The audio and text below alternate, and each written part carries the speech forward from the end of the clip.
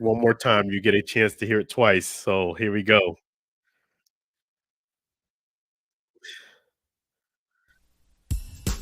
So, yeah. The Allen Alford Sports Talk Show. The Allen Alford Sports Talk Show. Your host is here for the show tonight to interview our special guest. Music is playing here on StreamYard. So. The Allen Alford Sports Talk Show. The Allen Alford Sports Talk Show. Football, basketball, baseball, hockey, soccer, boxing, tennis, golf, and racing. The Allen Alford Sports Talk Show. The Allen Alford Sports Talk Show. Tune in for all the news and scores, reporting on the games and so much more. The Allen Alford Sports Talk Show. The Allen Alford Sports Talk Show. The Allen Alford Sports Talk Show. The Allen Alford Sports Talk Show.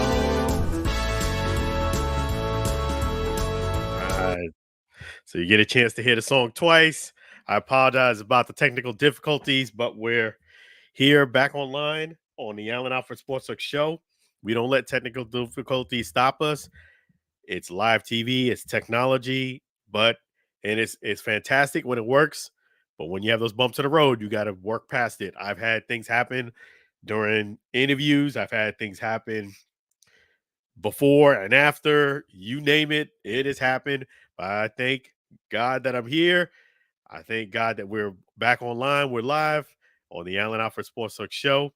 In fact, feel free to call us at 516-418-5572, 516-418-5572. We are live and we are ready here now on the Allen Alford Sports Talk Show. In fact, let me go ahead and thank our wonderful and great sponsor, Chef G's Florida Barbecue Sauce. So delicious and addicting, you may need a support group. So definitely feel free to visit Chef G's right here at 301 South 22nd Street, Tampa, Florida. Definitely come on down, meet Chef G.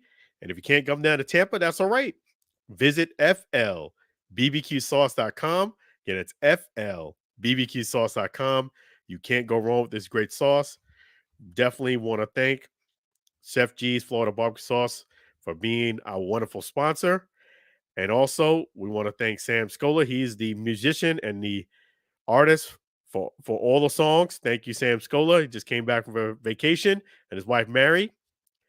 And Sam Scola's songs are available on YouTube and Spotify. And we're going to go ahead and get into a lot. And if you do want to reach out to Sam, thankfully, that's the email singalongwithsam@gmail.com. So we're going to play another Sam Scola song. The intro was Sam Scola. Now we're going to play the Chef G's Florida Barbecue Sauce song right here on the Allen Alford Sports Talk Show. So this is the Chef G's Florida Barbecue Sauce song right now.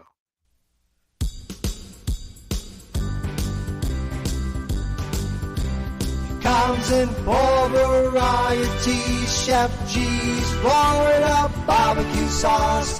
A natural flavor. Chef G's Florida Barbecue Sauce.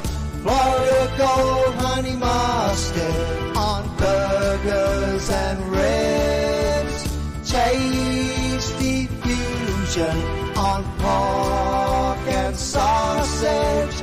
A classic taste for chicken steak tips. A hot heat wave on meatballs and ham. It's a cookout treat. Chef G's Florida Barbecue Sauce. serve on fish and vegetables. Chef G's Florida barbecue sauce. Chef G's Florida barbecue sauce. Chef G's Florida barbecue sauce.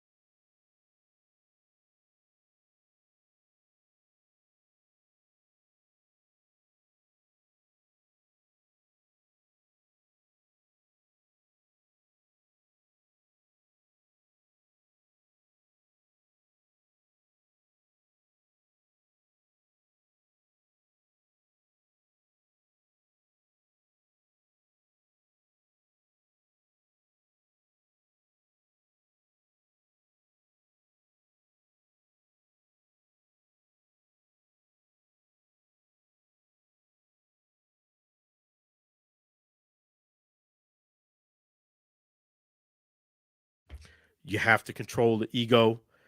Oh man, I had the mute button on. Oh my goodness. Man, everything is wow. So yes, so definitely I was saying Russell Wilson found a home right there in Pittsburgh. The Steelers, he got signed, and I'm happy for him because now he gets a chance to resurrect his career a bit. It's been, last year was definitely an improvement from the year before, but he didn't get a chance to kind of finish out the season. Yes, he was on the incline, but it kind of got derailed because the Denver basically pulled their plug on him, and more specifically, the coach decided that he just did not want him as his guy, and that was apparent. It's one of those things like in business. You find this in business where you'll go ahead and do your thing. Your supervisor is in a position that they have to make sure they look good to management. And if things do not go as well as management wants it to, here's a situation where somebody could put the blame on someone else. And that's what happened here in Denver. Now he gets a chance, Russell gets a chance to play in a new system. I think this is going to be a very good fit for Russell. I think he's going to do actually pretty good in Pittsburgh. He doesn't have to worry about, one of the things about Pittsburgh is that they have a very good run game. Mike Tomlin is a very good coach.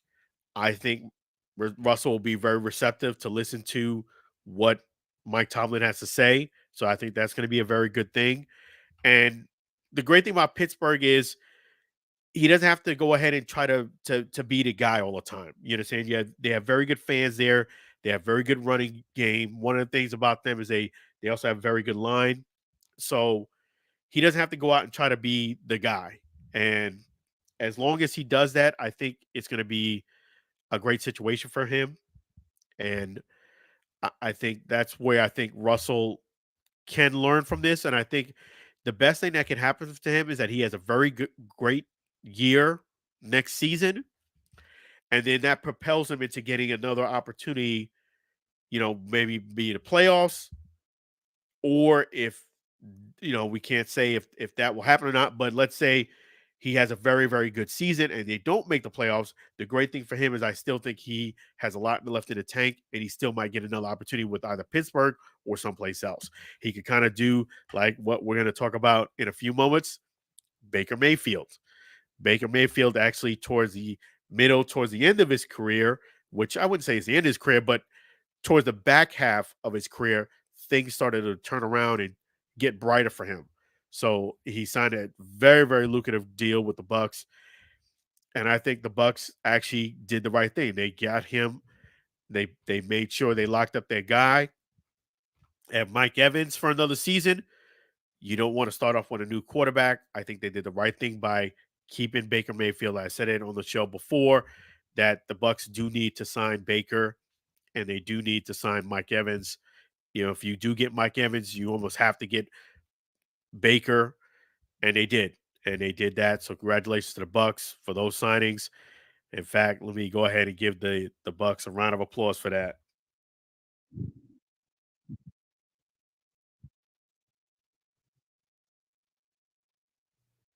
Yeah, so it's great that the Bucks went ahead and did that, got their guy. It should be a great thing for them, a great signing. And I think Baker Mayfield and the Bucks are going to do really well this year. I feel good about it. I feel like there's going to be some positive thing that's going to happen. And another quarterback signing was Kirk Cousins. He went ahead and signed for the Atlanta Falcons, and he got I got to give Kirk Cousins a lot of credit, man. His agent is on point. Every time he signs a deal, he gets paid big time money, and you're doing something right when you got haters. Cam Newton was taking digs at Kirk Cousins, saying, "Hey, how did this guy not win a playoff game, and yet he's getting fat checks?" You know what? You can't. You gotta just. You know what? Those comments, things like this, I think that's Cam's downfall right there. Right there. Sometimes in life, you just got to keep some of your criticisms or your opinions to yourself. You don't have to tell them publicly, especially when you are taking digs at someone who's playing the same position as you or used to play. That's when people are going to always kind of get the feeling that even if your criticism is justified, that you're just taking a dig because of jealousy or kind of like revenge or whatever it is. You're bitter, what have you. And that's how this is coming across. It's coming across like, okay, you haven't played in the league for 2 years now. Here comes a guy, Kirk Cousins. It was Brock Purdy before. It's a trend. Brock Purdy before, now it's Kirk Cousins. You say you're not bitter and angry, and you're not jealous, but your actions are speaking and saying something totally different. You're saying you're not hating, but it's coming across like you're hating. Kirk Cousins, regardless of whether you feel as if he deserved that contract or not, the Falcons believed that he deserved that contract. And that's who matters. That's one of the things that Cam needs to address. Like, hey, I think I have talent, being Cam Newton. That's what he thinks. But nobody wants to give you a deal. So you, as Cam Newton, has to look at that and say, why am I not getting an opportunity? And players who I feel who are not as good as me are getting those opportunities. Those are the questions that you need to ask GMs and teams. probe the market. Ask your agent, hey, can you just check around and see what do I have to do, or why is it that I'm not getting an opportunity? Somebody at some point might give you the answer to that question. And that's what you need to focus on. You don't need to focus on Brock Purdy. You don't need to focus on Kirk Cousins, because there's always going to be a guy that's going to get signed that in your mind, because you think you're up here and they're down here, that you feel as if you're better than. So this cycle can just repeat itself. The names might change, but the story stays the same. So instead of going through that vicious cycle, ask some questions. Ask your agent to probe. Hey, I understand that you're not interested in Cam Newton. Why are you not interested? And hear what they have to say. Hear what they have to say. They may not say it's talent. They might say, which I'm pretty sure they're going to say, it might be talent. It may not be talent. It might be leadership. It could be other things. Distractions, whatever it is, at least you get an answer. Doesn't hurt to know these things. It's kind of like testing the market. See what their thought process is. And it doesn't mean that everything they're saying is valid, but it's the perception they have that you want to basically address. And that's what you need to do. You need to focus on yourself, not focus on other people getting fat contracts, because you could make the same argument for Baker Mayfield, who just signed a big deal. You can make it for any tier, any quarterback in the NFL that you feel is not Lamar Jackson, Patrick Mahomes, any one of Joe Burrow, any one of those top 3-4 quarterbacks in the league.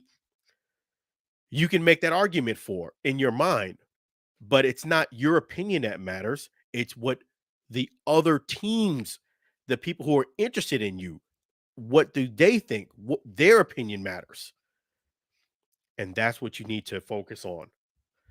So, definitely props to Kirk Cousins, because he got a great deal. And one of the things I got to say about Kirk Cousins that does resonate with a lot of players is he gets along with his teammates. His teammates love him. So that could be a reason why Kirk Cousins gets those big deals, big opportunities, and Cam Newton doesn't. You know what I'm saying? There's something there. And that's just by observation, I could tell. But outside of that, there was another big signing that happened. Saquon Barkley, he signed with the Eagles. So that's going to be a great opportunity for the Eagles. The Eagles actually are looking pretty good. They're actually making some very, very nice signings. And I think this is going to be a great opportunity for Saquon Barkley to, end up, not only is he in a great situation, I think he could be set up for the next couple of years, because the Giants, historically speaking, they haven't, things for whatever reason, when it comes to running backs, don't usually end up well when it comes to the Giants. I will say the Eagles have a better track history when it comes to that position. There's always exceptions to every rule, but overall, I just think Saquon is going to be in a better position with the Eagles, at least for next year or two. That's what my feeling is. So, props to Saquon Barkley. He gets to go ahead and kind of resurrect his career in a very good, very nice spot there. And King Henry signed with the Ravens. I think that's a great move on both sides. I love that, because King Henry gets to play with Lamar Jackson. And, that's going to be a great 1-2 punch, because you got kind of like a bruiser guy running, and you got a scat guy. So it's hard for you to kind of prepare for both from a defensive standpoint, especially when they're playing at the same time. Usually you have to, okay, this guy's checking in. He's the bruiser back, which is hard. Or here comes the scat back. But it's one at a time. You kind of have to do both when you got King Henry back there. So I really hope that things work out for him in Baltimore. It's great that they're picking up these pieces there in Baltimore. I do think one of the pieces that the Ravens need to get, they need to get a very, very good quality wide receiver that's not selfish, because when you're playing for the Ravens, unfortunately, you have to, if you're a receiver, just based on the numbers, you statistically are going to take a hit. Reason being because you have, now you have King Henry back there. You have Lamar, who is a viable threat to run. So a lot of times it's not going to be just you running a route, you getting catching a pass. That's just the way it is, the way Baltimore runs their offense. And, with that in mind, if you're looking to win and sacrifice some of your personal stats, that's a great opportunity for you for a wide receiver. But I do think the Ravens need to pick up another wide receiver, unselfish wide receiver, I should say, which is not easy. But I think if they do that, they'll be in great shape. But yeah, that's a big move. A lot of movement in the NFL this week. A lot of great moves. And one big move that happened was that Aaron Donald, he went ahead and called it a career after 10 seasons. And that's it.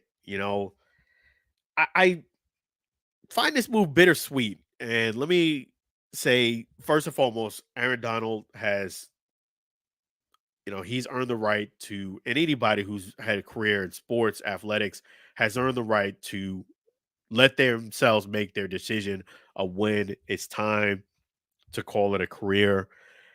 I still feel as if Aaron, though, had at least another 2 years in him, maybe three, of very, very solid production.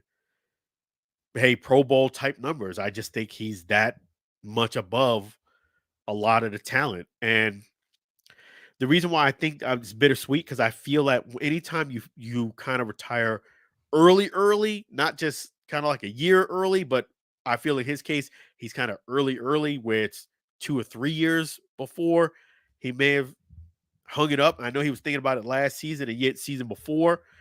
Usually in that type of situation is when you have, as the days, months, and I wouldn't even say years, I would just say first year is usually the worst, because you have regrets of the fact that, you feel as if you should be out there. When you start missing that first game and somebody else playing your position and you miss that adrenaline, I think that when you think about retirement, you should really think about, have I really got it all out of my system? And I just feel as if having 2 or 3 years still left on the table, you might have some regrets on that. And especially if the Rams do really well and they get a Super Bowl in the next 3 years. So it's possible, but I just feel as if, and this is where a conversation, which I'm going to talk more about the event I went to, that celebrity baseball event with Willie Horton that I went to last time. I'll talk more about that in a bit later. But one of the topics that came up was money. Unfortunately, when athletes do sign on a dotted line and they get their check, which, they deserve to get paid. Don't get me wrong. Nothing wrong with working hard to get that fat check, that bag. I have no qualms about it. In fact, I'm an advocate for players getting their bag, their check. The only downfall to that is sometimes I feel when you get that bag, you lose motivation. That's one of the downsides with getting, it's not just a bag you get a huge bag. You lose motivation and that hunger to go out there and kind of compete and go after it year after year after year. Once you get that bag, you start thinking about, hey man, I could be on a cruise. Hey man, I could be on a jet. Hey man, I could be in another city just chilling on my ties. You start thinking about these things much more because you have the resources available to you. And that's one of the downfalls about getting that big bag. It kind of, if you're not mentally strong and you don't have that real desire to keep going, it'll make you cash out, so to speak, a lot quicker and a lot easier when you get that bag. And speaking of big bags, let's bring on our caller here. Let's do that right now. Hey, how you doing, Lou? I'm sure glad you did, man. I did start on time, but I had some technical difficulties. Good old blog talk did his thing again. Some of it was my fault, but some of it was blog talk's fault. So we'll take 50-50 on that one. But yeah, I'm glad you paid off. How you been? Yeah, a lot of things happening in NFL.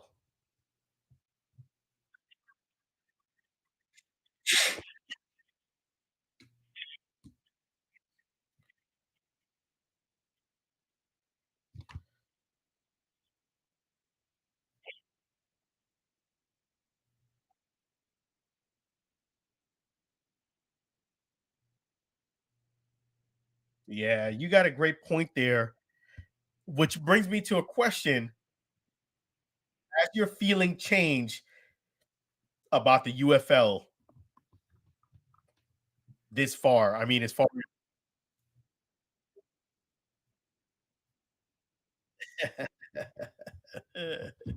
so that's a resounding no. You think it's dead man walking.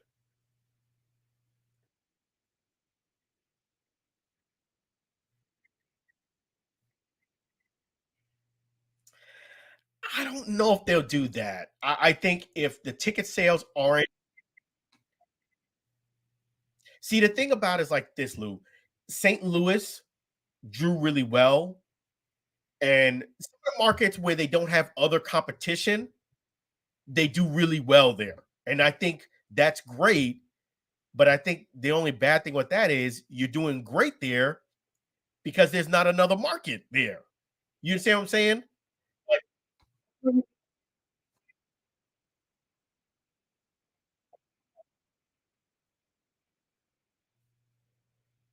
yeah, and that's the thing. I will definitely talk more about this topic later in the show, but I will say this much. I will just say be candid and say this much. I do have more concerns about this coming up UFL season than I did about the XFL last year. I just have more concerns about it. I will be frank with that. And to the listening audience, I promise you guys I'll talk more about UFL later.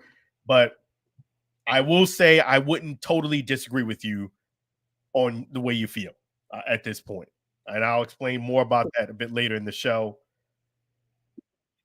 But I definitely do have more concerns about the UFL season than this coming up season than I did the XFL last year. I really do. Say again. I just feel as if I just feel as if this league does too much clout chasing. It's too much clout chasing, meaning you have to do more than just post on social media to get fan involvement. That's what I mean. Like you can't just post up on social media and expect that to generate all your ticket sales. You got to be out in the community. You got to do some fan community events. You got to advertise on the radio. You understand what I'm saying? Like you got to do more of that than just post it on social media because one of the great things about social media is that it's available, but if somebody doesn't follow you, they're not going to see most of your posts. Yeah, so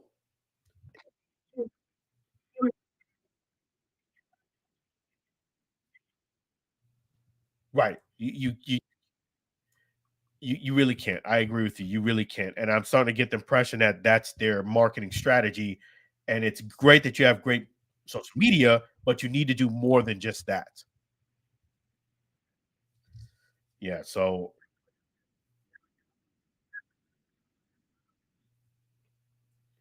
yeah, I mean, it's great that they're doing great in St. Louis. Again, St. Louis lost the team, so they're like hungry. And San Antonio, they don't have a team there. Again, it's a very good fan base. They're hungry, but I don't know if you're going to make it just on those markets alone. Where Nothing else available. Because even at some point, somebody who gets used to you, even if you are the only option, they'll just eventually, move on.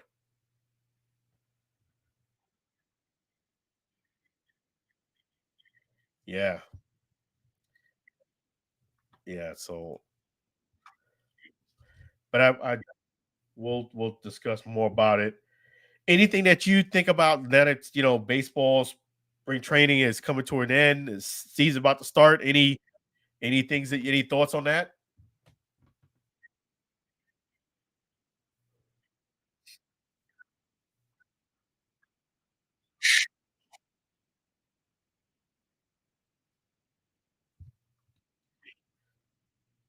Yeah, I agree with you. And props to Joe Torre. Joe Torre was there today in camp, the Yankees camp in uniform too. So props to Joe Torre, staying connected to the Yankees. That's really cool. That's really cool. And things didn't end too great as far as his career with the Yankees. It actually ended pretty poorly, but for him to still have, very good communication with them and come by and support, I think that shows a lot about Joe Torre. Yeah, I mean, yep, that's awesome.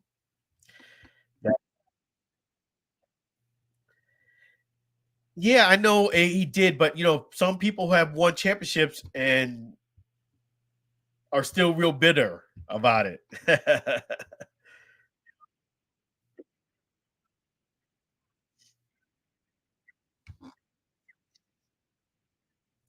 It's just that people always kind of hold on to how things ended, and it didn't end as far as his baseball career great with the Yankees.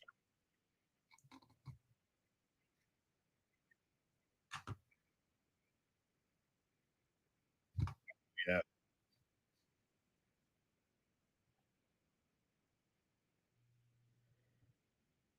that's a great that's a great point, Lou. It usually a lot of times in life it doesn't end with that fairy tale ending like you do. Does sometimes it does, but more often than not, it doesn't.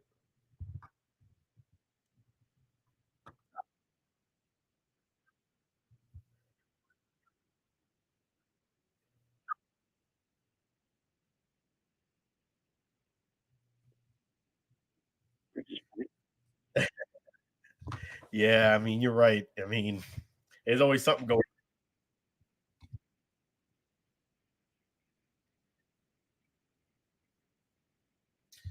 No, you're absolutely right, Lou. That's a great point. That's an understatement.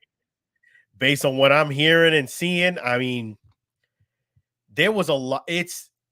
I look at the Bulls as being chaos off the court, but just being a killing winning machine on the court.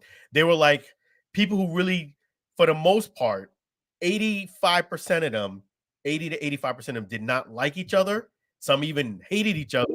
But when they were on the court, they wanted to win and they did great together.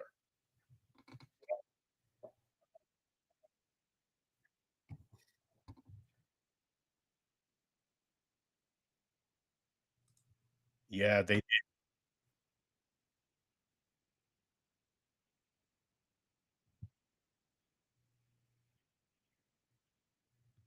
yeah, I mean, it was just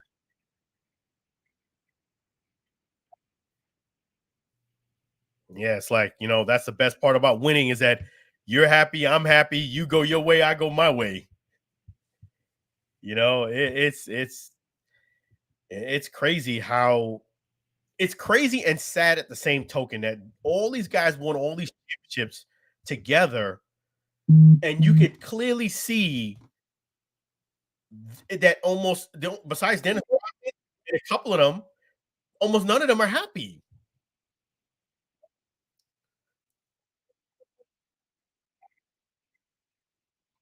Sore winners is right. I mean, like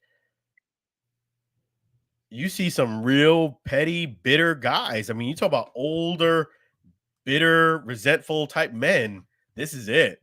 This is it. This takes a cake. I mean,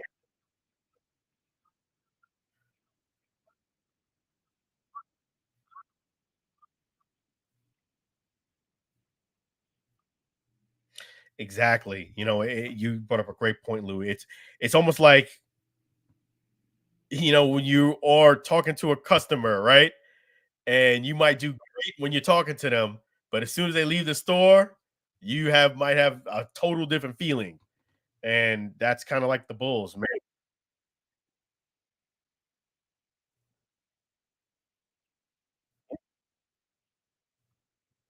But yeah, while you were clocked in, people couldn't tell, or they maybe knew, but they dealt with it. But yeah, the Bulls,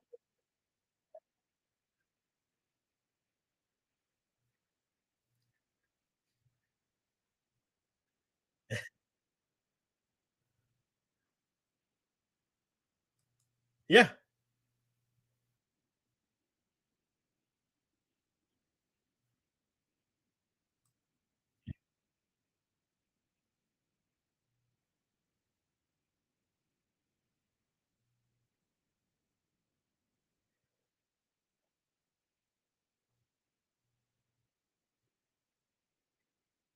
yeah, that,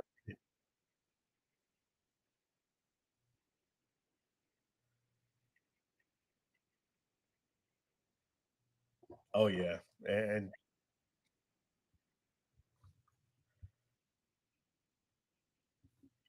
yeah, they make that day even longer. But yeah, you're right. Props to all those the good customers, those the cool ones. We've all had those. So they make the day a lot better. That's for sure. But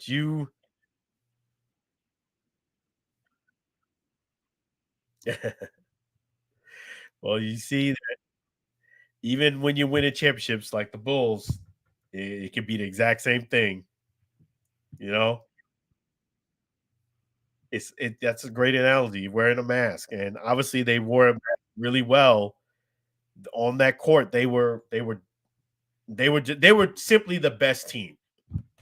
They were just simple, and not only they had tough competition too. They weren't just a team where you had kind of like where you found lightning in a bottle where the rest of the league wasn't up to par to them. They had teams that were very good.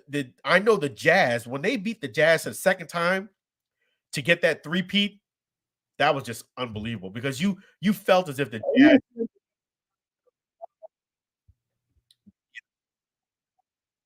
yep, and I mean, you felt as if the Jazz were going to be the team that was going to dethrone them, especially they claimed so close the year before, and most of the team came back the second year. Yeah, you felt as if, you know what? It was a great run for the Bulls, but they knocked them off a second time. They knocked off the Knicks, who were doing everything they could. They would mark their calendars with the Bulls. But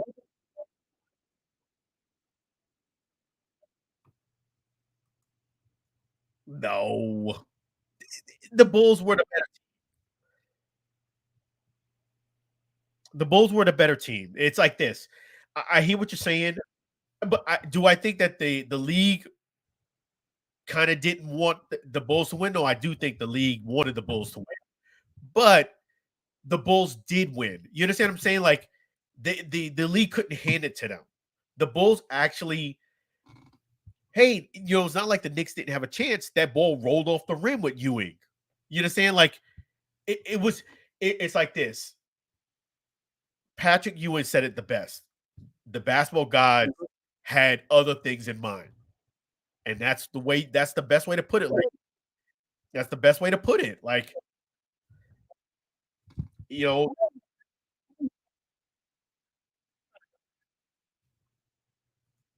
when we played the Pistons,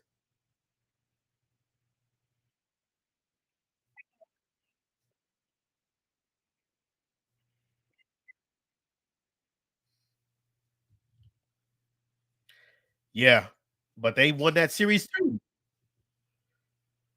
Oh yeah, that's when they did make it. That's when they did make it. But yeah, I mean, for Michael Jordan and his teams never to go to a game 7, that's just that stat is just unreal. as great as the teams that he's never you know, it's just I mean, I can't take anything away from the Bulls. I feel as if, you know, they did their thing. You know, as much as some of the personalities, I could see why they could have issues when they were on the court. And I wanted the Knicks to win. I was one of the fans, like, come on, Knicks, do it. It was very clear at the very end that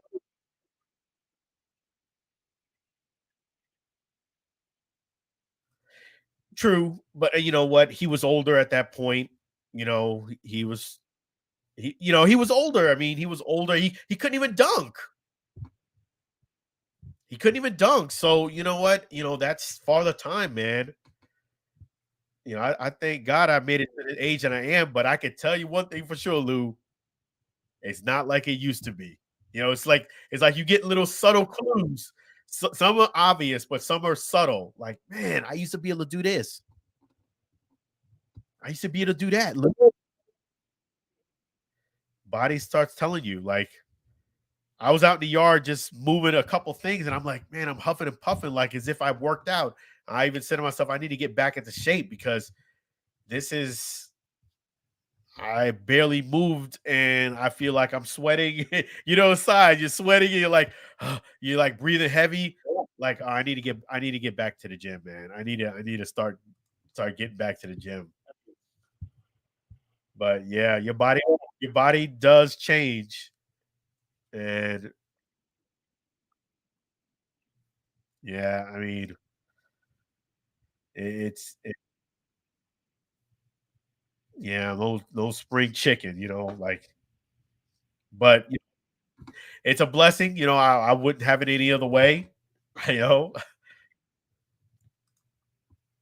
But yeah, Jordan couldn't at that point. He couldn't even dunk. I remember there was a couple times where guys fed him good with good alley oops. The old Jordan would have ate that up like it was no tomorrow, and he was like, "Hey man, I can't do that anymore." You know, like they gave like a beautiful alley oop, and he's like, "Nah,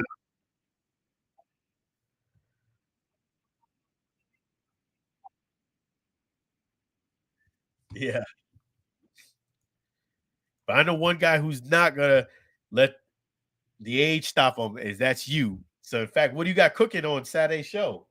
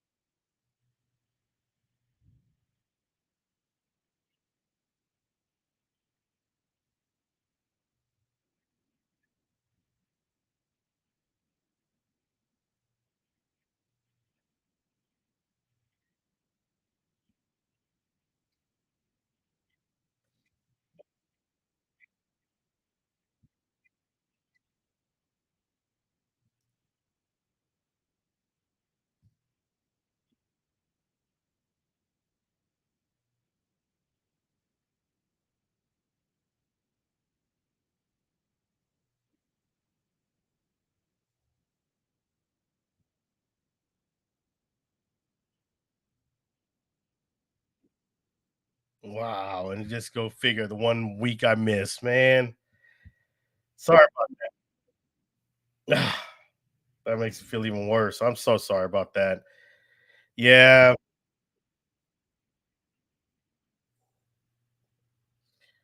that was my bad. I tied up out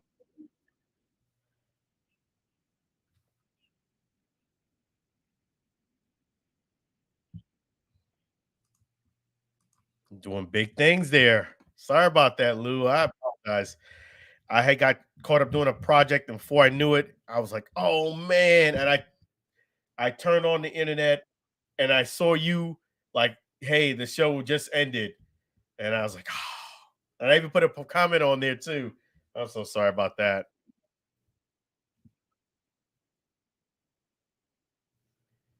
See, sometimes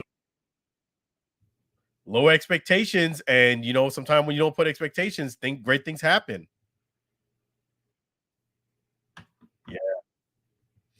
Yeah, that's a lot of, and sometimes when you don't expect things in life, you don't come in with that expectation. You just go with the flow. You'll be pleasantly surprised. That's the word of advice to all listeners. Hey, sometimes just go with the flow. Don't have any expectation in your mind, because if you do, a lot of times you'll have disappointments. But if you look at it like, I'm just going to go with the flow, and you don't expect anything positive, you're grateful. Exactly. So that's awesome.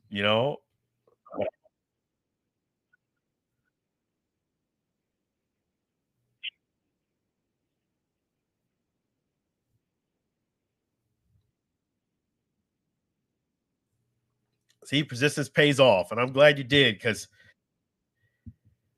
yeah, because now that I try to make it accessible for the StreamYard, I got to make sure the StreamYard's doing well. Then I got to make sure the Blog Talk is doing well.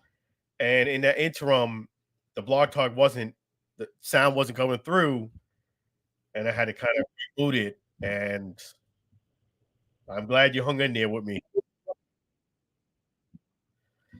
Yeah, man, it's one of those things. Old habits die hard.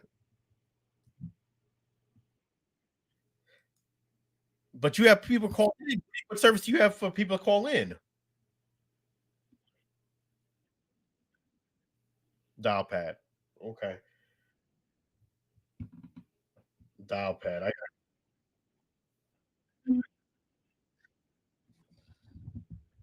Why not in the hotel room?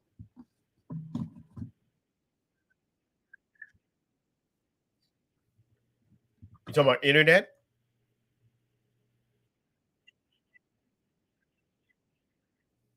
Okay, so you need a strong internet connection, real strong.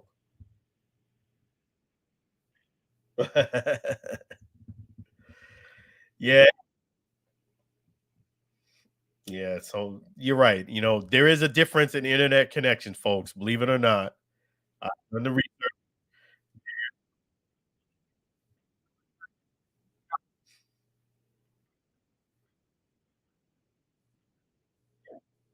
Yeah, there is a difference, folks, in internet connection. You'll learn those things if you really search it.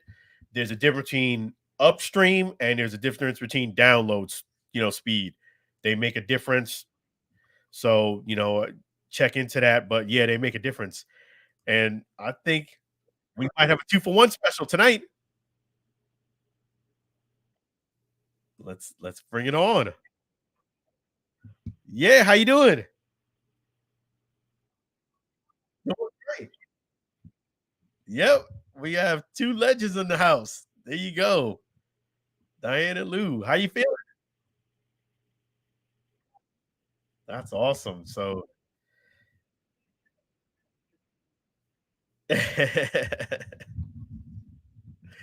yeah, so my question is for both of you, what do you think about Russell Wilson going to the Steelers?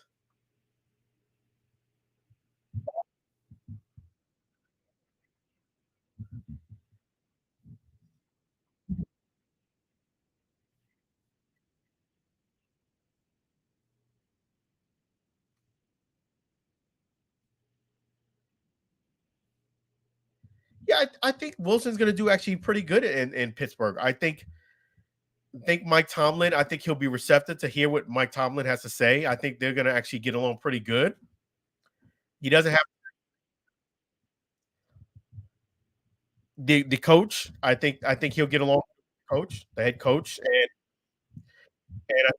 the fan base there. Will make sure he's held accountable. So I actually think and you know what? He signed for the league minimum. So for the Steelers, that's nothing but upside for you. Yeah, I think it's just which is a little over, I think 1.2 million, something like that. Yeah, so he signed for the league minimum. So if anything, it's more in Pittsburgh. It's a great thing for them. But yeah, more than hockey. What was the league minimum for hockey?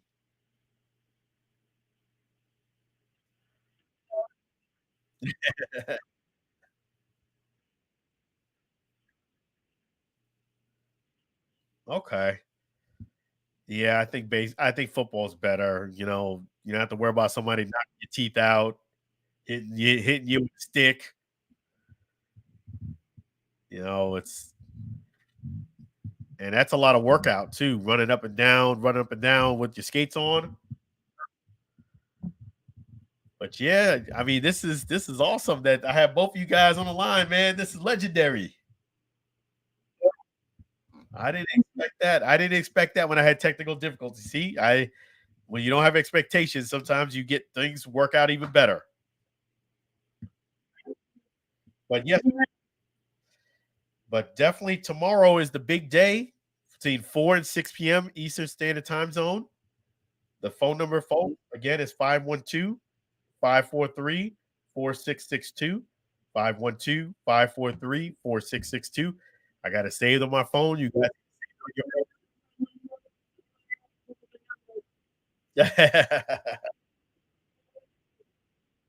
there you 4 and 6 p.m. And also the Enhanced Sports Show on YouTube. That's the awesome thing because go to YouTube.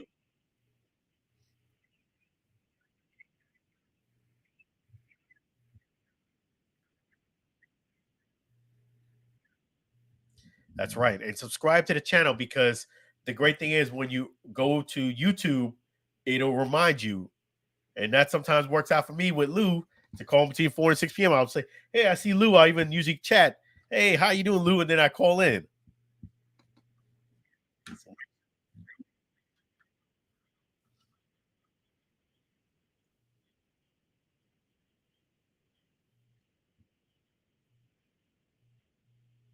There you go, folks. Make sure you guys.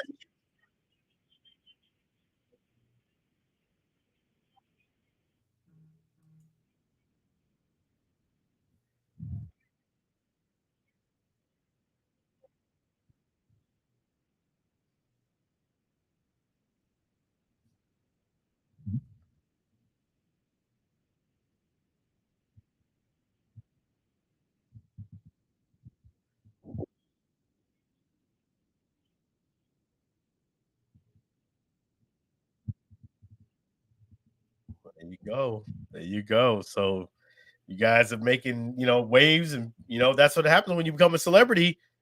People know you. A lot of people know you, and you don't know who they are. That's what how you know you're a celebrity is that people are like, hey, they act like they know you for years, and you unfortunately don't know who they are.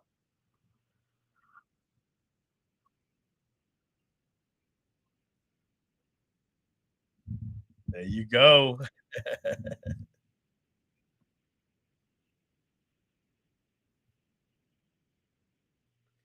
Wow. There you,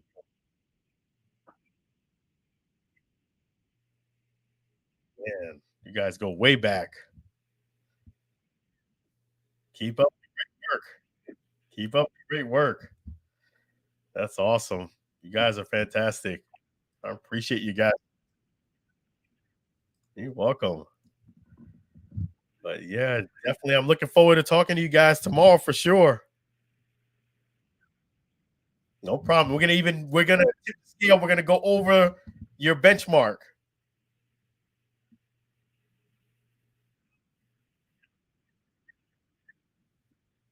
Hey, you never know. Hey, I'm looking forward to it.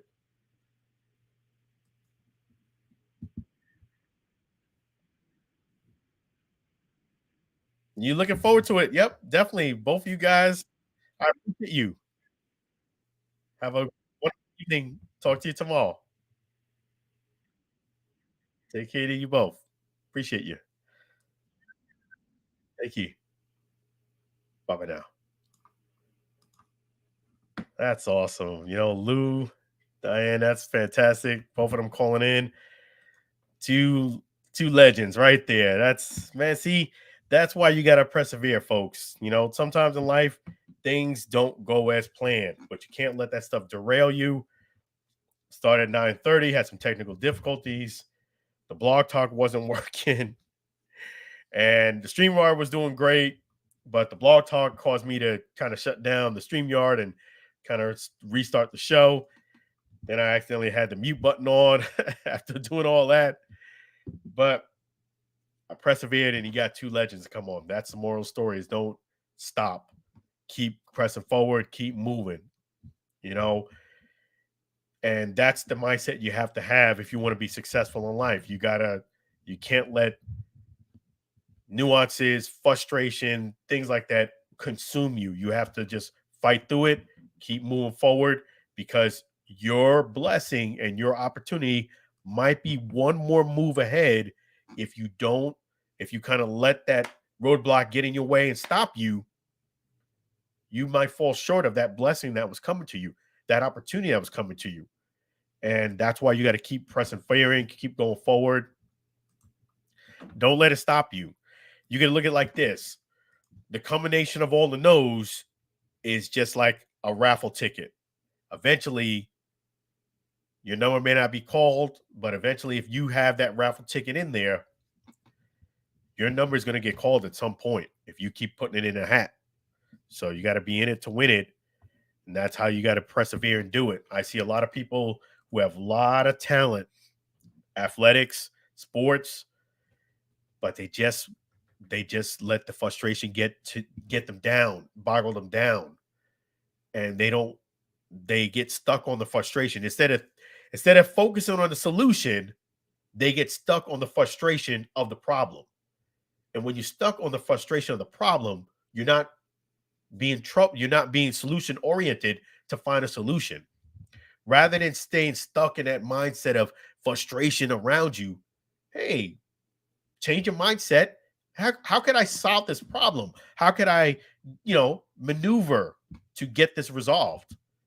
Be solution oriented. You'll be successful in life. Trust me. And, definitely I want to talk a bit about an incredible event I went to last night. And that was the 8th annual 360 Willie Horton celebrity bowling event. And it was an outstanding event. And it was my second year going to this event too. So back to back, just like in baseball, back to back years. You know what? Even at that event, things didn't go quite the way I wouldn't say I expected them to go, but there was a couple things that I'll tell you. First and foremost, it was an outstanding event. And Willie Horton, props to him. Props to all the attendees, the sponsors. It was a fantastic event. And I'm marking that on my calendar to make sure I go year after year. The coolest thing about this event, it was so many great things that happened, wonderful blessings, but it was really, really flattering and awe-inspiring that leading up until the event, Willie Horton reached out to me and he wanted to make sure, regardless of anything, that I showed up. And I just found that to be so humbling and such a great honor because, for him to take out of his time to make sure, because I was there, first year was last year, for him to reach out to me before the event to make sure I showed up was just outstanding. And, a legend like Willie Horton to do that just means the world to me. But yeah, I went to the event. It was awesome. Willie Horton was in the house. There was, I'm not going to say the person's name, but there was a pretty big size celebrity that did show up there. And they kind of did one of those cameo appearances. They showed up, they talked to their boy for about 15 minutes and then snuck out the back door and left. And I'm like, what? And I didn't even know they left until about a half an hour later because they didn't just leave like out the exit. There was kind of like a bar, and then you could go from there to the exit. I didn't think they were just going to go inside the bar and then actually sneak out. But that's what happened. And the reason why that was kind of disappointing was because I was the designated photographer. I didn't even get a picture, not just with me and them. I didn't get a picture of them at all, proving that they were there. And I was a bit disappointed, but I didn't let it derail me. I didn't let it frustrate me. Was it disappointing? Yes, it was, And Willie Horton kind of made me the designated photographer, which I was honored because I had a professional camera. And we went around the room and I took pictures with all the attendees. But this particular person left so quickly that literally they were, by the time I was eating a hamburger, by the time I finished the hamburger, they had dipped out. And they were talking 15 minutes with one of their friends. And I didn't want to interrupt them anyway because they were talking to someone, but you would have felt like they would have hung around. The event was for 4 hours. No, they exit stage left and bounced. But I didn't let it derail me, had a great time. Willie Horton was the reason why I was there. So anything other than that was icing on the cake. So I wasn't going to let that derail my night. Some people would have. I wasn't going to. I had to remember my focus. My focus was, hey, Willie Horton wanted me to be there. That was the main me being there. I mean, there's other reasons to be there, but that was definitely the enough for me to be there, be present. I took pictures, and you guys could see all those pictures there on Facebook, Alan Alford, sportstalkshow.com. Your picture might be there. I took pictures. I put them all up. I told people I was in 24 or 48 hours. I had it up. The event ended last night. I had it up by, within 12 hours. I had it up by 11:30 this morning. So I definitely rolled it over and did it quick. And I was very proud of that. Even there was certain things that I had learned too. Like if you took a picture facing where the bowlers are, you had to kind of do the reverse. You had to kind of take the picture from the other side. Because if you took it from one side, the picture was too dark. If you took it from the other side, it was just right. So those are things I had to learn on the fly, and I did that. One of the things that I did learn about photography, folks, is if you're taking a picture with somebody or taking a picture of somebody and they're in the shadow or they're in a place where they're coming in dark, take the initiative to make the move so they could come in better. When I was kind of nervous to do that when I first started, just take the initiative, say, hey, you're coming in kind of dark or the shadows where you're at. Let's move our position. And sometimes you got to shift people to a position where they come in better. But there's just tricks of the trade of photography. You learn those as it go. Outstanding event. Carl Everett was there. There was quite a few celebrities that came through. And it was just fun time bowling. And Willie Horton, got to give him his props, man, for doing that. And that's one of the things that I did learn from this event that I wanted to share with you was sometimes as an athlete, people don't tell you everything. When we were leaving the event, I was talking to Willie Horton outside the bowling alley for about a good 10, 15 minutes. And he was saying, he had, 22 operations, his eye socket, ball hit him in the eye. He had both his Achilles. He had shoulders. I mean, he had an extensive amount of surgeries, and that is the difference between when Willie Horton used to play and players now. Players now, they got a hangnail, they won't play. Willie Horton wasn't like that. He said he did whatever he could to make sure he stayed out of the training room. So if he had to put some ice on it, he had to, just live through the pain. He wanted to stay outside of being in that training room. And the reason why is because if you go to the training room, typically when they report that, you're going to be out even longer. And his thing was staying out in the field. So that just shows you the passion and desire that Willie Horton has to play even underneath the most unideal situation, playing through pain, and but he's still chugging along, doing his thing, after all those surgeries. So got to give him props. Thanks, Willie Horton. And speaking of baseball, want to say, my prayers and healing prayers, and definitely to Darryl Strawberry. It's for those who don't know, Darryl Strawberry unfortunately had a heart attack the day before his 62nd birthday. And luckily for him, God graced him again, and he was able to survive that and then celebrate his birthday the day after. And for those who don't know, also, Darryl Strawberry is supposed to get honored on June 1st from the Mets to have his number retired. So it just goes to show you that even with your birthday being the next day, even with your number being retired within 3 months later, nobody's guaranteed tomorrow. So make sure you live life accordingly. That was a big scare. I'm glad that he's doing a lot better. I love the fact that Darryl Strawberry and his wife, Tracy Strawberry, made that post today on social media. That was that was awesome to hear them speaking, but the family still shook, from obviously a traumatic experience of that. So definitely send prayers to the Strawberries for healing prayers. And man, I mean, that's just wow. I mean, you can't even make that stuff up. You have your birthday, the day before your birthday, you're in the hospital because great God graced you to survive a heart attack. And the next day you're celebrating your birthday. 3 months later, your number's supposed to be retired. So a big ceremony. But rest in peace to my friend Alfonso Howard. I was the best man of his wedding, and he was a lot, I wouldn't say a lot. He was younger than Darryl. I believe he was 44 at the time, but he unfortunately had a heart attack and he did not survive.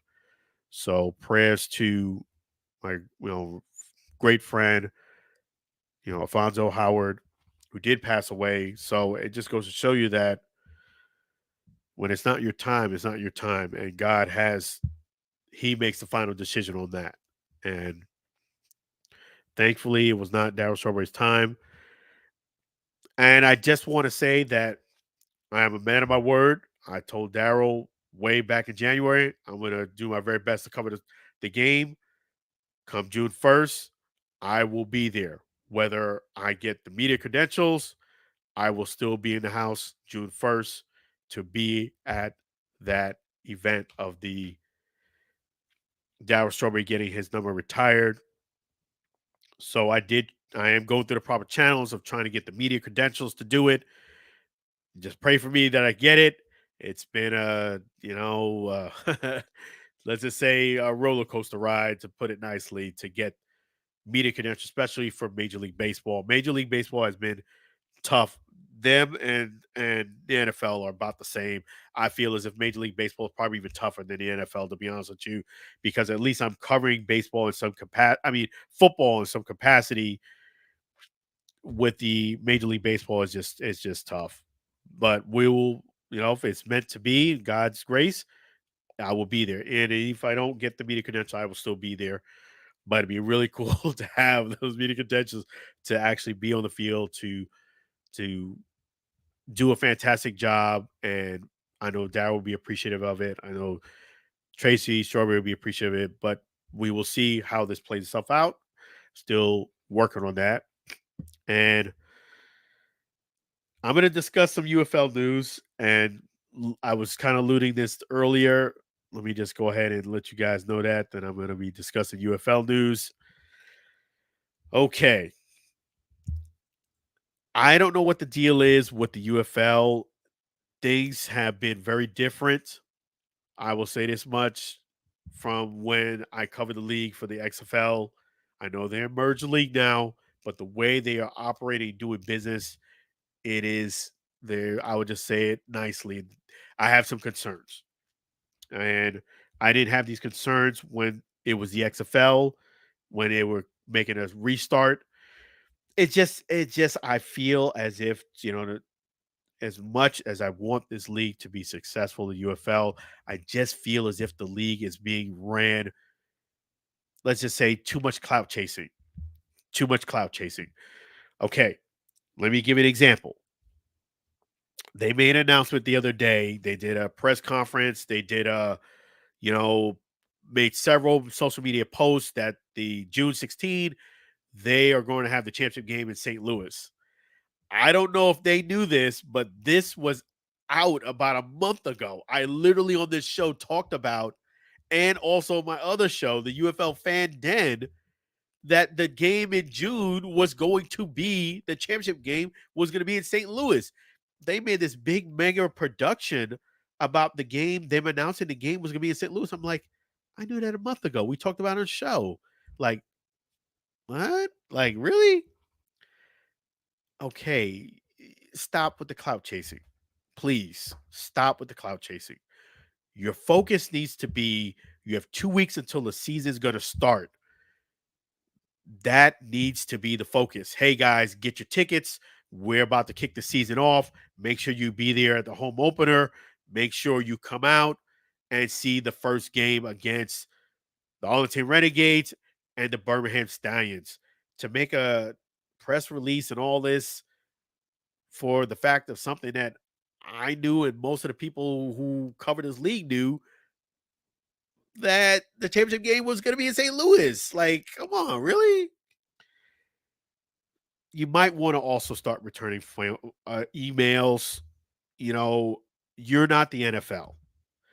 I talked about how hard it is to get in the NFL media credentials. Well, the NFL, they can do that. The NFL is a multi-billion-dollar business. Every single owner is a billionaire. Every single player is $1 million plus the average. Russell Wilson just signed a contract,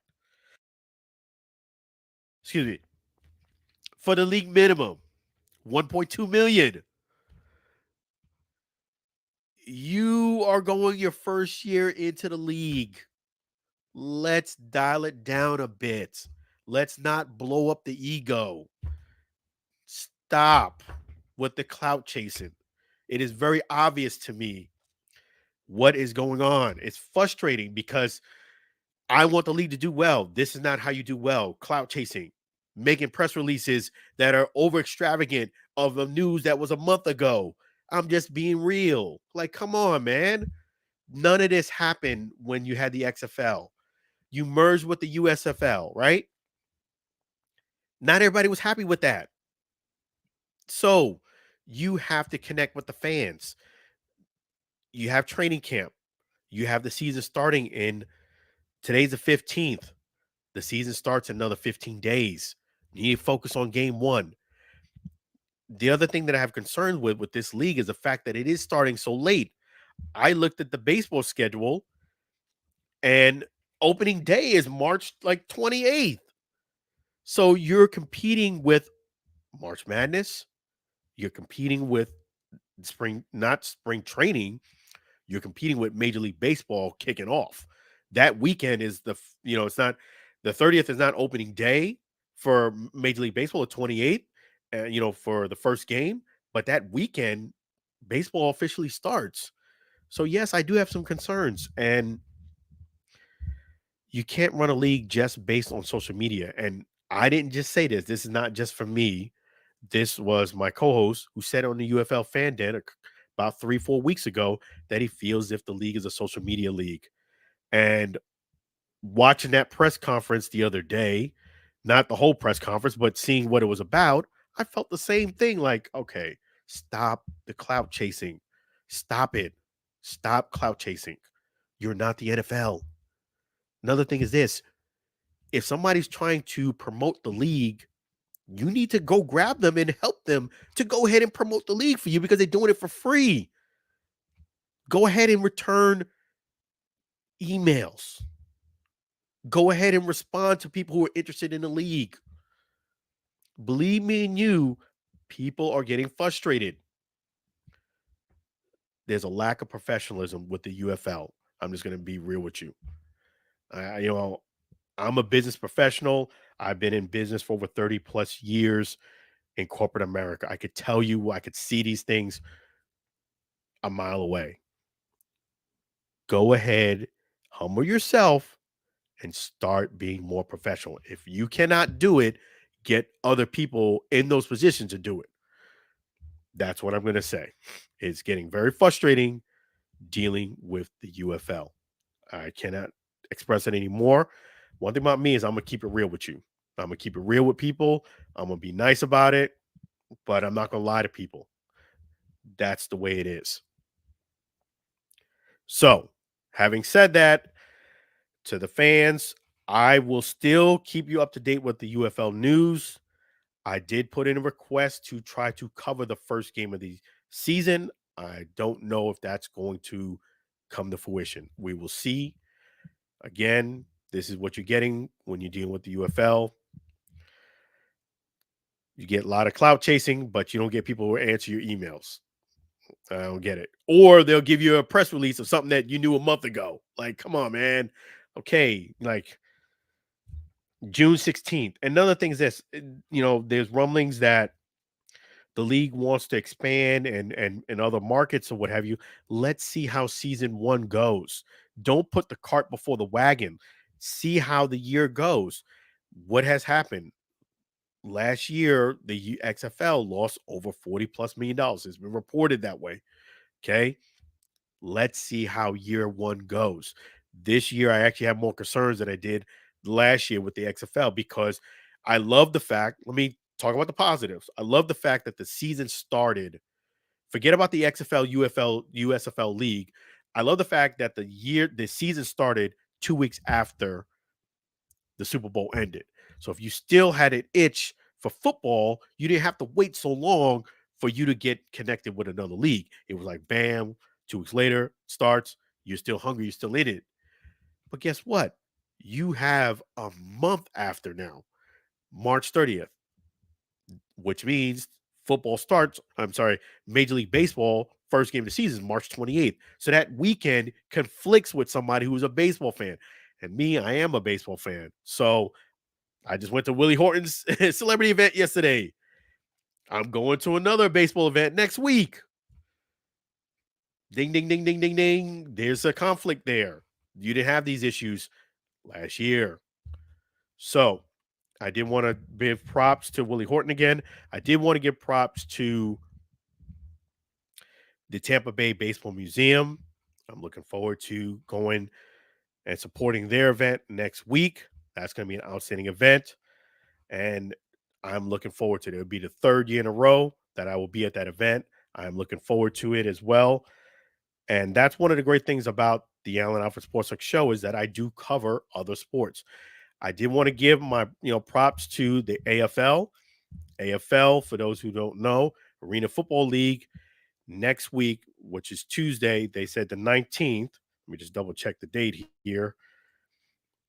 Yes, so they are going to have you're going to be able to purchase tickets for the Arena Football League, the Louisiana Voodoos, and that's going to be awesome that you can go ahead and get involved on that. So make sure you tune into that.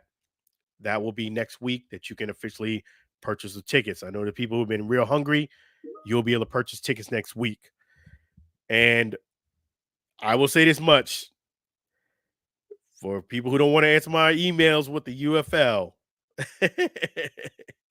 I have other options, but I do have a love and an affinity for the players.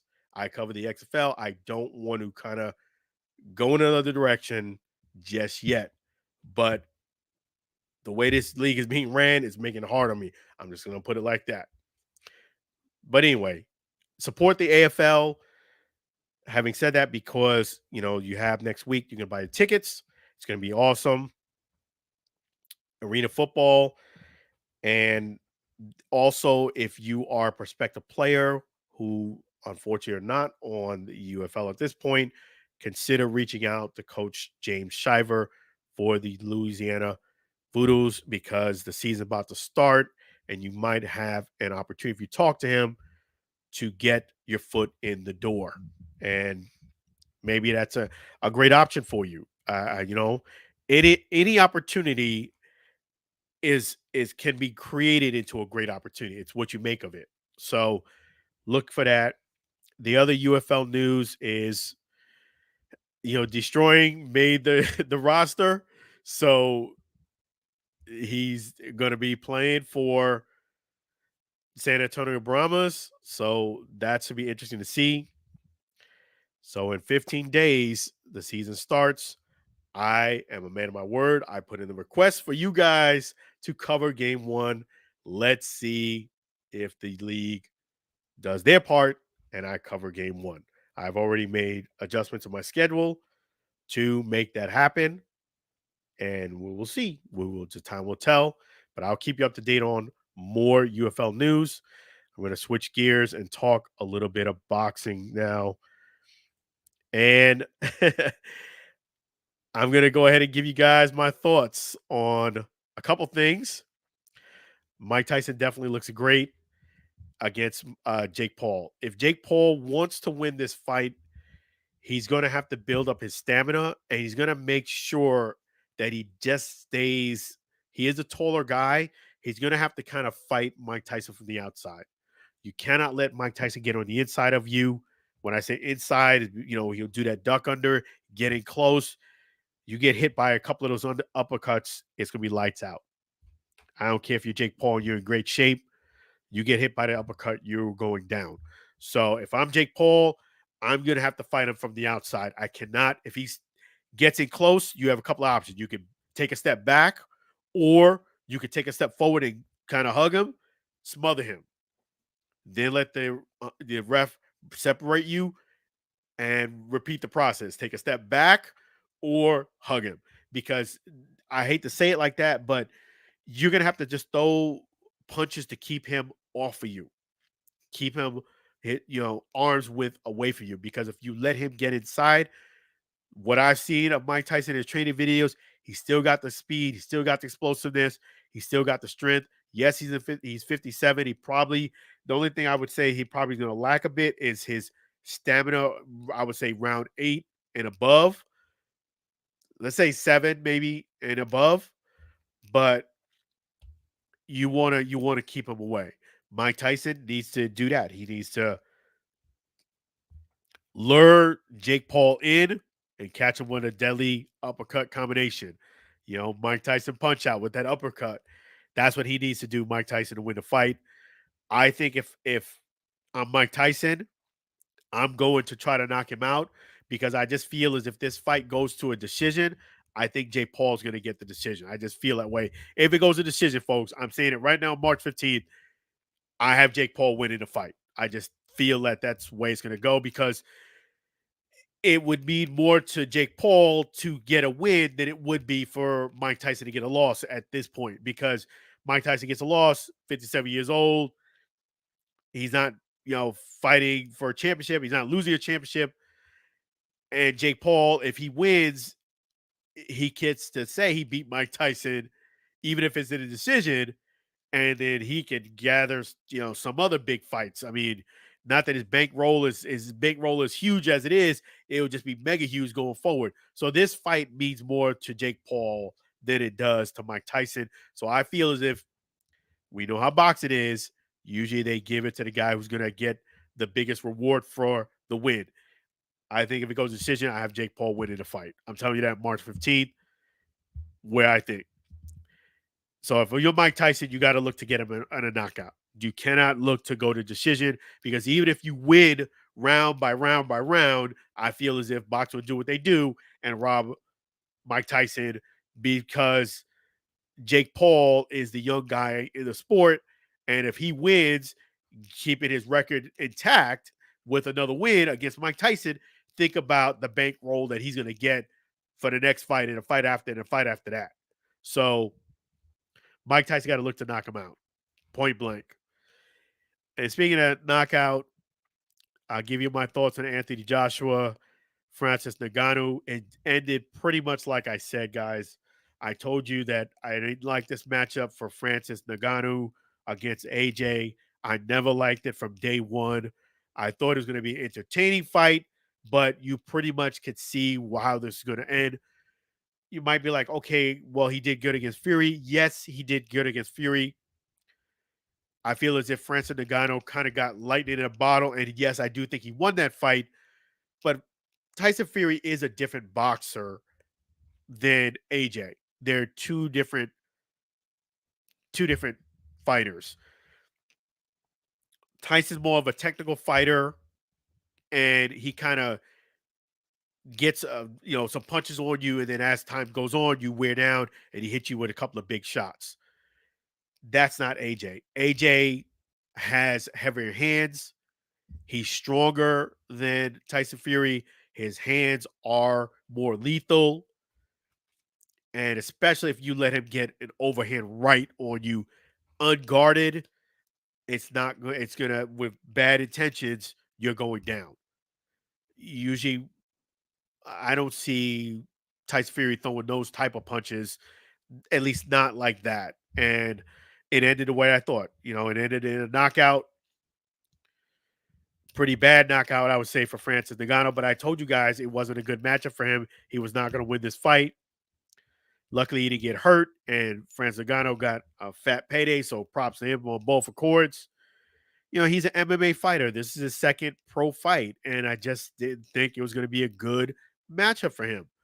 I know people wanted to see it. I know he did really good against Tyson Fury, and that's why it was so upsetting that he lost against Tyson Fury, which he did not. He won that fight because I don't feel as if when things line up for you in boxing and you have a great night, it got to end in a win, because if you have that same fighter 2, 3, 4 months down the road, it doesn't guarantee you're going to win.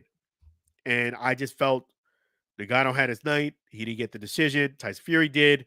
Now he goes ahead and fights AJ, who's a completely different boxer, much bigger. I wouldn't say much bigger. I would say Tyson Fury is still weight-wise and size-wise bigger, but AJ's got some heavy hands, and he's strong. He's strong like an ox. And he's going to throw that overhand right, which is not that easy to block, especially when you're not a pro boxer. You don't see it coming until it's too late. And that's what happened with Francis Ngannou. And he got put on his back.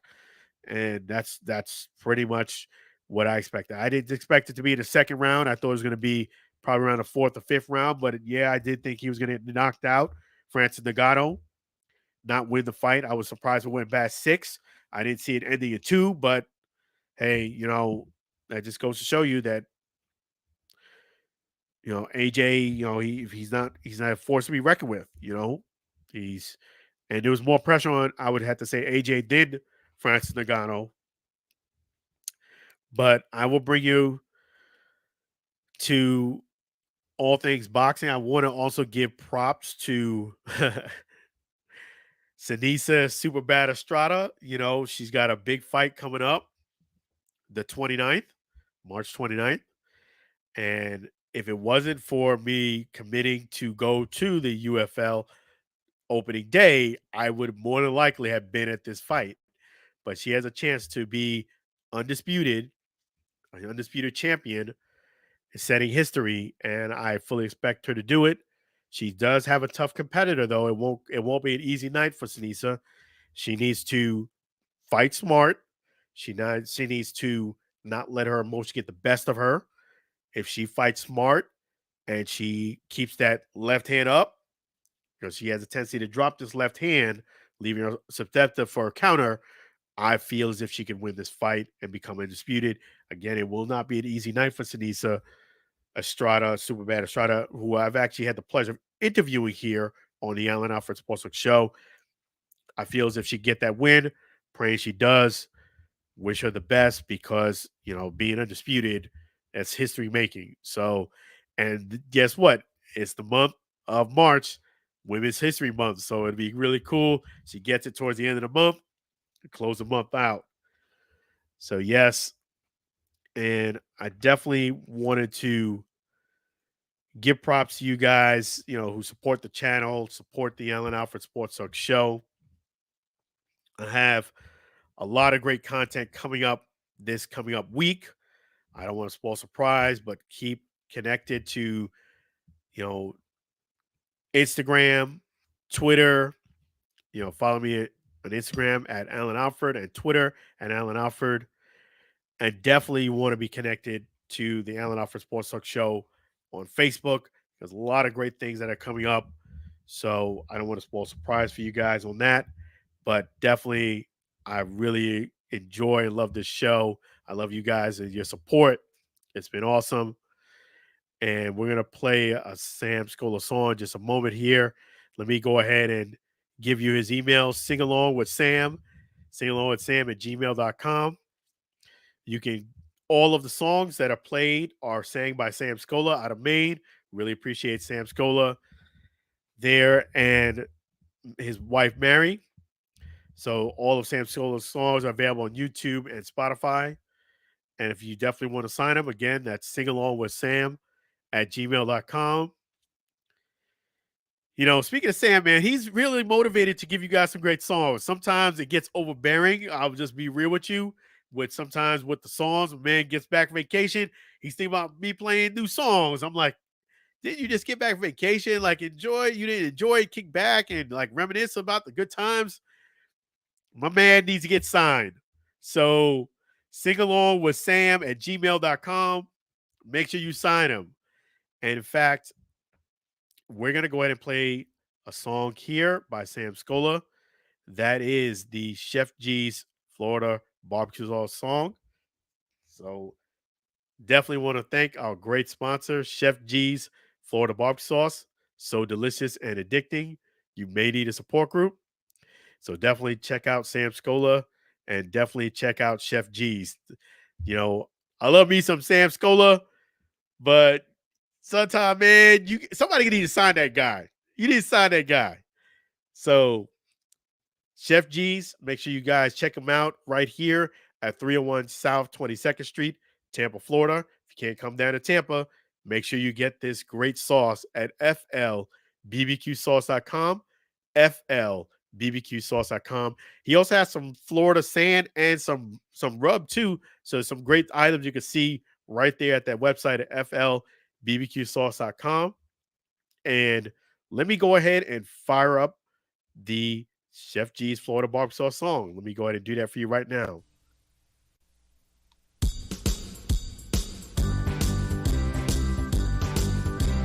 Comes in four varieties, Chef G's Florida barbecue sauce, a natural flavor.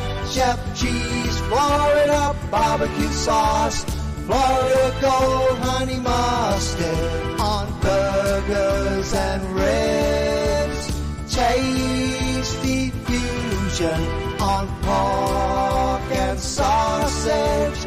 Classic taste for chicken steak tips. A hot heat wave on meatballs and ham. It's a cookout treat. Chef G's Florida barbecue sauce. Serve on fish and vegetables. Chef G's Florida barbecue sauce. Chef G's Florida barbecue sauce. Chef G's Florida barbecue sauce.